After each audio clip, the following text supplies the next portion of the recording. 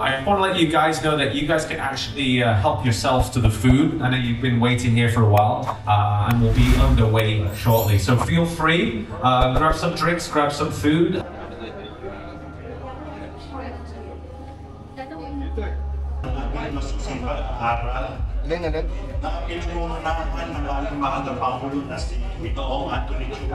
Na sa ngayon, kung tutuusin, sa 2 milyon na binibenta natin sa isang, samahan nyo kami sa kasayahang ito at maraming at magandang hapon po sa inyong lahat.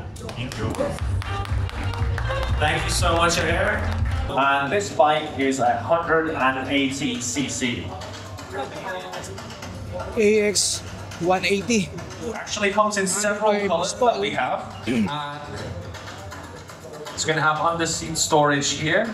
Look how generous this under-seat storage is. I don't have to feel. All right, so this has got a USB. It's got traction control.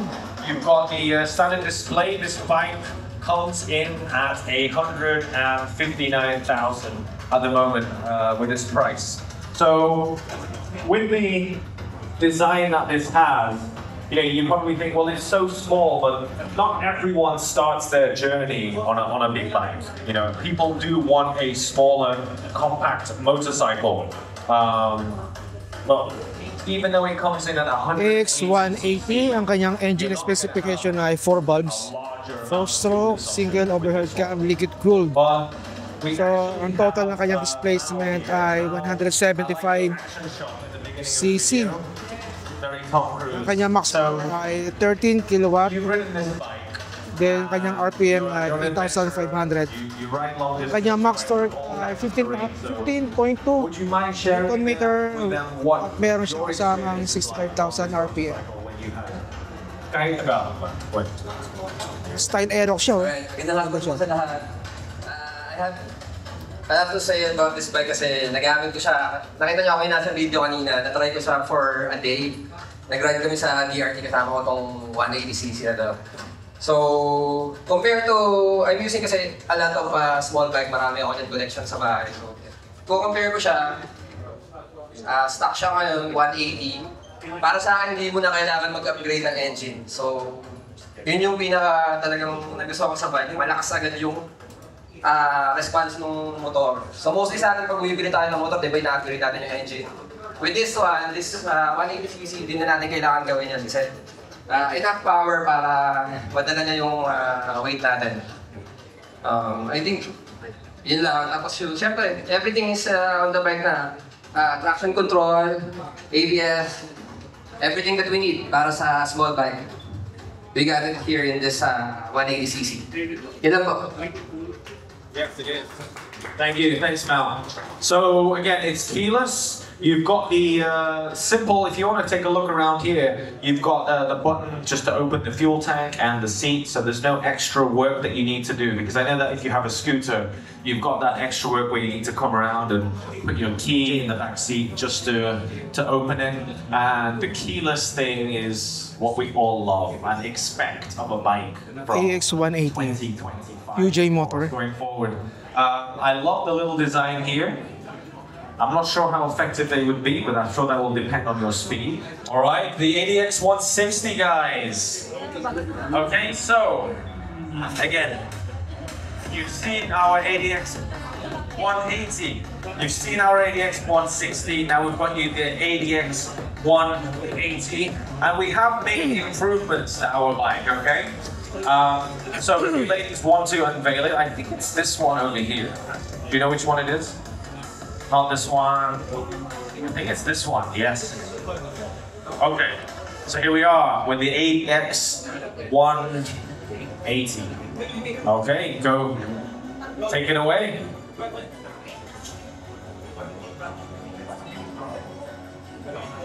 So this bike, yes, it really looks good in black actually. Now let's take a look at the storage here. Do we have the key?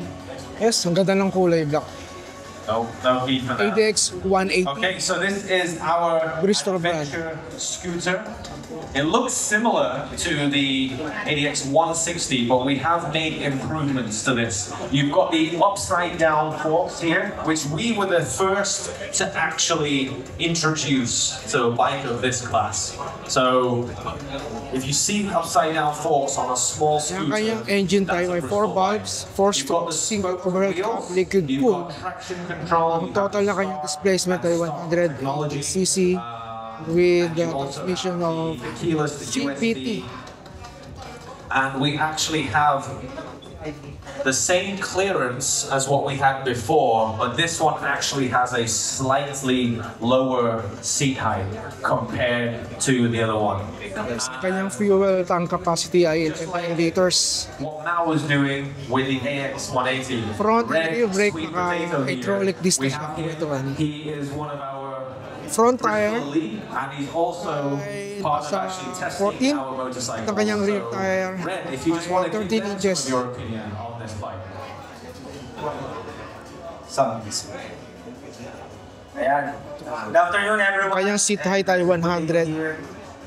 I mean, ang kanyang seat height ay 780 millimeters. At ang kanyang bigat ay 140 grams. Ano mga naka-ADX siya. Nabibitin kayo sa power dun sa version 1 or dun sa 160. Dito malayo. Hindi lang nagsama yung ibang video pero napakalakas ng makina. Maganda ma-testing nyo para ma-feel nyo ng personal kung ano ba yung difference from 160 category netong bagong 180. Pero overall, nagustuhan ko sa motor na to, tatlong reason lang. Naka-inverted na tubeless, inverted, tapos better play ng suspension compared sa ibang adventure scooter na na-try ko na rin. So, syempre yung camera, yung mga updates from the previous model. And overall, very happy naman ako dun sa experience ko sa scooter na to. And more rides to come. Yes, river crossing, very basic pagka river crossing. Hindi lang kaya yung mga technical. So we have 3 bikes here, all in their own class, all that are going to deliver you that next level of performance that you guys expect. Okay, so prizes, Lara. So dalawang officially launched ang AX 180 na under ni QJ Motor at yung isang ADX 180 under naman ni Bristol. So lahat po yan kay Bristol Group of Companies. This is a very, very light bike. It's a 450 RR, and you guys So, wanted ito na po, more, no? so we're here to give you more. So 450. we're gonna unveil the 450 RR here, and we'll tell you all about it, including the price. Oh, Wow, look at that. grabe, ganda. Check it out, guys. I'll put the lights on for you. So obviously this is a race bike. Okay, you've got the TFT display. You have a steering dampener that also is included as standard. You've got 300 millimeter disc brakes at the front, 2 of them. You've got this fantastic racing stance. It does come in 3 other colors as well, okay? Now, when it comes to the Bristol Cove series, again, you guys can use this on the racetrack, but you can use this for your everyday ride, whatever you see fit for. But the technical specifications are 4-cylinder, it's 443 cc, 6-speed manual, and again, you've got dual channel ABS, and of course the steering dampener that I mentioned. But what I also like about this one is that you've got the screen mirroring that is included. So if you guys want to come here and take a closer look, feel free to do so. Can I start the bike just so you guys can hear it? You have the key here? Alright, let's try this.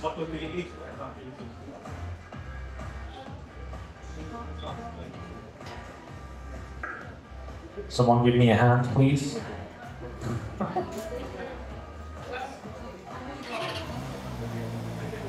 Okay.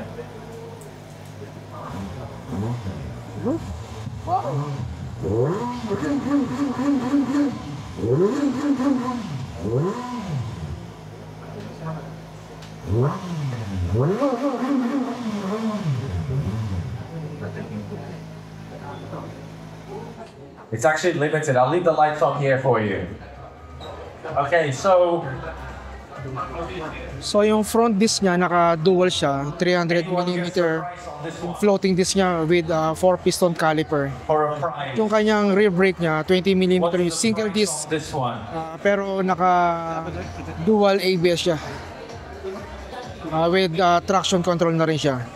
Bristol 525X. And let's go ahead and unveil it to the crowd. Yun. Okay, you go. All right. It's a shame that we couldn't give you a more side view, but you know the success of our Venturi. Okay, we have improved on the design of the bike. We've given you a TFT display. Now, the old Venturi had the same seat height.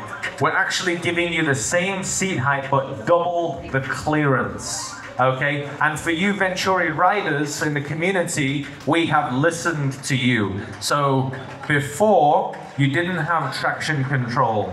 Before, you did have ABS, but we have added traction control to this bike, and we've also given you the option to turn on the ABS to the front or to the rear, and you can turn on or off the traction control as well. It gives you tire pressure monitors, so you can basically monitor wherever you are, you know, rather than stopping and worrying about your tire pressure that some of you do. You can continuously monitor it. Obviously, it does come with a great design that you've had before. You've got the spoked wheels, you've got the Brembo brakes, and you've also got the same luggage options, or even improved luggage options as before, okay? And I'm sure you can turn off the traction control on the screen here. So that's the flexibility that you get from having the TFT display. You know, you can interact with the bike in a more intuitive way, all right? Same windscreen as before, but obviously, great power to weight ratio with this motorcycle, okay? So we're not gonna stop there, guys. We are going to push even more. So if the Venturi was the passport that opened the doors to adventure, the next bike, this one, is basically your visa-less travel to wherever you want to go.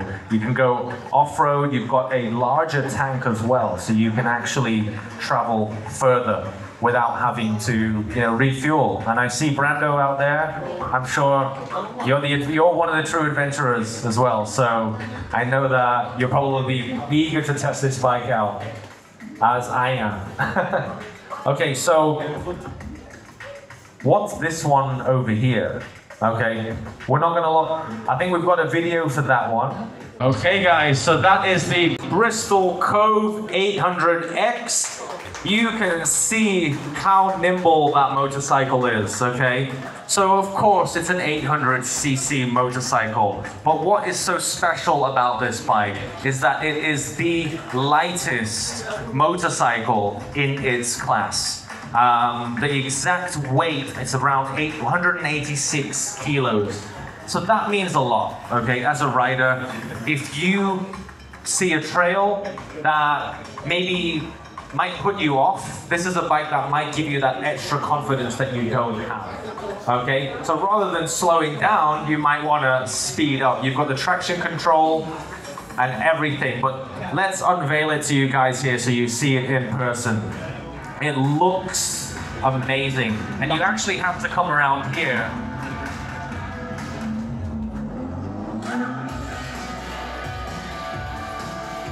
Okay. So you actually have to come around here because I'm looking at a huge TFT display here that looks like it's an iPad mini, okay? It looks like a high bike, but the clearance is huge. And again, being part of the Bristol Group, we have adjusted the seat height for the Filipino rider, okay? So, come and take a look. I think it comes in 2 colors. Alright, you've got all the features here.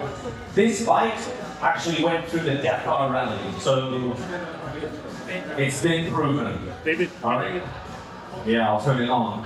So if you guys ito po yung Cove 800X adventure bike. I'm going to switch it on so you guys can hear everything. Woo! Wow. Wow!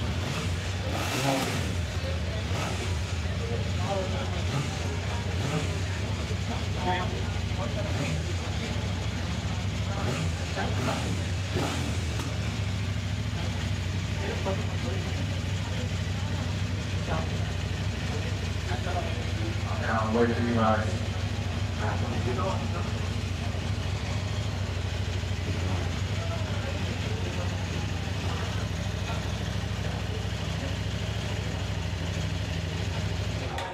Okay, let's see. We just don't want to get the views too strong. So with these motorcycles here, you can actually change the display, the appearance of, how you see the speedometer, etc. And you've got the traction control, you've got ABS, and you can also switch on and off. 450 RR. Wow, grabe. You've got a large. Kakwentuhan, pag-usapan natin itong bagong labas ng Cove 450 RR sports bike. Yan, kulay pula siya, kakwentuhan, no? Grabe. Taas scope.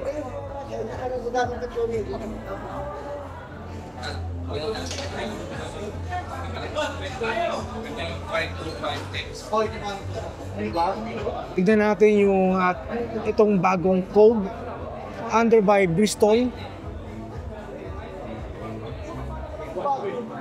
Okay, itong kanyang buong dimension, length, width, lead at height ay 2015 by 740 by 1090 millimeters. At ang kanyang wheelbase ay umabot ito ng 1385. So meron siyang dalawang seat height, no? Isang low at isang high. Ang kanyang low 700 millimeters at ang kanyang pinaka mataas na seat height ay ang 795 millimeters. Sakto-sakto sa kanya.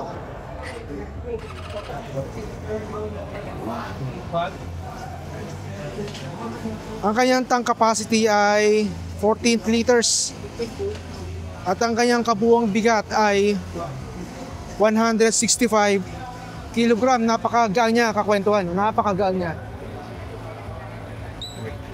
So meron itong ground clearance na 140 millimeters.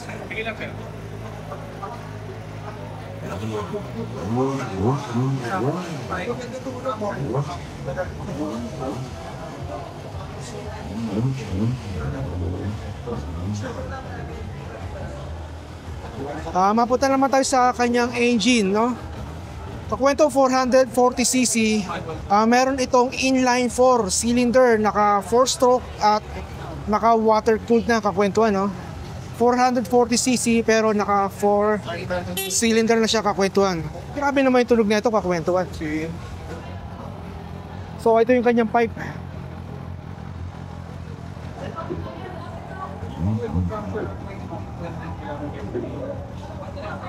Ang kanya max power nito ay umaabot ng 52 kilowatt with 13,000 RPM. Ang kanyang max torque naman ay umaabot ng 39 Newton meter with 9,000 RPM.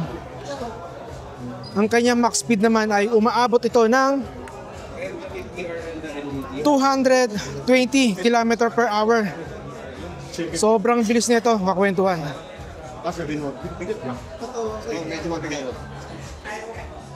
At napakatipid na rito sa pagdating sa gas consumption ay umabot ito ng 4.5 liters sa 100 kilometers. Kasama namin yan, gamit na yung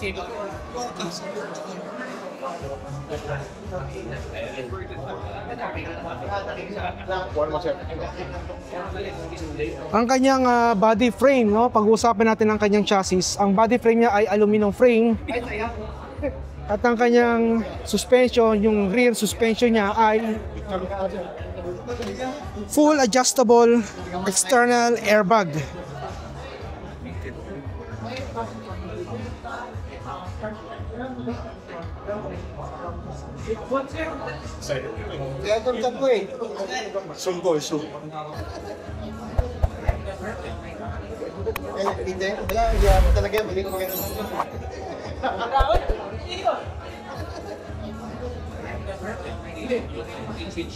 Siyempre ang kanyang front suspension ay fully adjustable, no? So hindi natin alam kung ano yung brand ng kanyang 4-cylinder. Grabe nga 50cc 4-cylinder siya. Yes. So naka-inverted fork siya suspension. So fully adjustable siya kakwentuhan. So yung kanyang front disc brake ay dual po siya kakwentuhan, no? 300mm. Pareho po yan with a piston or caliper.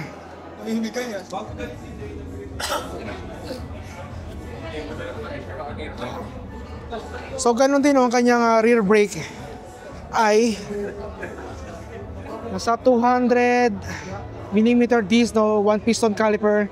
So kabilaan po yan, harap at likod naka dual ABS na po siya with traction control. Ang kanyang rear tire naman ay 160 by 60, 17 inches na po siya kakwentuhan. At ang kanyang front tire naman ay 160 by 60, I mean 120 by 70, 17 inches din. So parehong 17 inches front and rear tire. So ito po ang maganda kakwentuhan, naka quick shifter na po siya. Up and down, quick shifter po.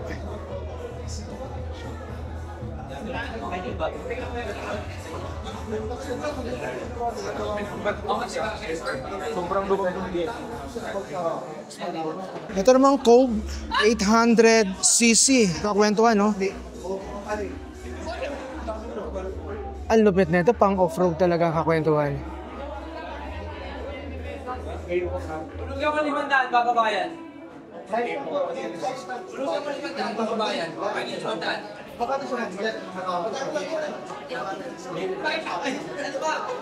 Okay, pag-usapan natin ang kanyang dimension muna, no? Length, width, height, umaabot ito ng 2,230 by 880 by 1,380 millimeters. At ang kanyang wheelbase ay umaabot ito ng 1,502 millimeters. At ang kanyang seat height ay umaabot ito ng 845 millimeters. So para sa atin, para sa 5'6" in height, mataas talaga to. At ang kanyang capacity, tank capacity ay umaabot ng 20 liters. Wow! 20 liters kakwentuhan, ha. At ang kanyang curb weight, yung kabuang bigat ng motorsiklo to kasama ang oil at ang gas, ay umabot ito ng 183 kilograms, no? Sa laki ng kahana ito, 183 kilograms lang ito kakwentuhan, no? Mas mabigat pa yung Zontes 400G natin dito kakwentuhan. Yan, ang kanyang ground clearance naman ay umaabot ito ng 245.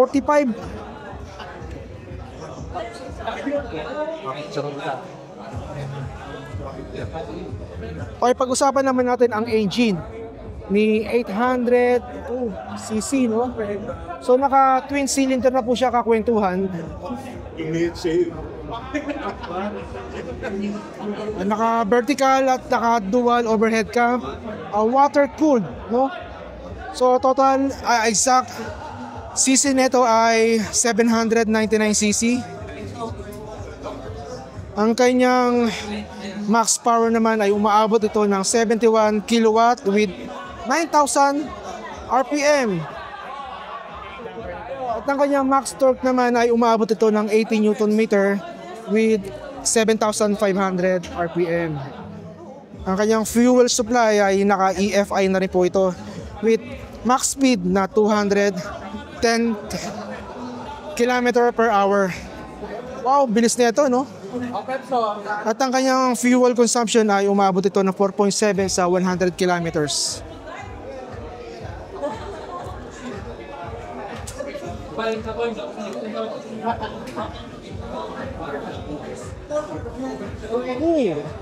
Oh, ganda naman. Ang panel nito, oh. Nakatayo siya, no? Tablet siya, para siyang tablet. Kasi yung Zondex 400G natin, nakapaiga siya, no? Ito patayo naman. Ang ganda naman na ito.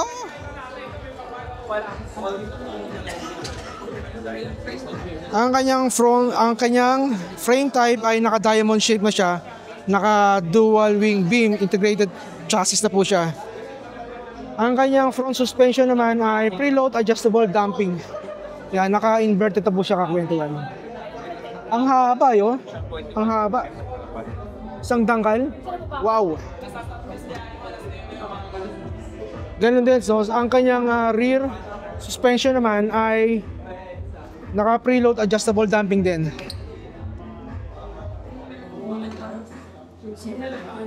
Ang kanyang front brake, naka-dual disc po siya kakwentuhan na 2-piston caliper.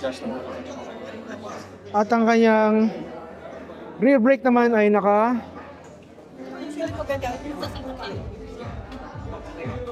1-disc, 1-piston caliper po siya kakwento. Pero naka dual ABS na po siya, harap at likuran po. Ang kanyang rear tire naman ay 170 by 70, 18 inches kakwentuhan. Naka 18 inches po siya. At ang front tire naman ay 90 by 90, 21 inches po siya kakwentuhan.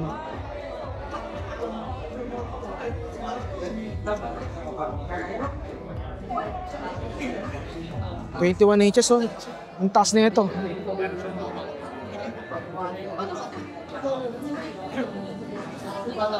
Yan, ito po yung bagong produkto ng Bristol of Companies Philippines. Ay isang sports bike na 450RR at isang adventure bike na 800cc.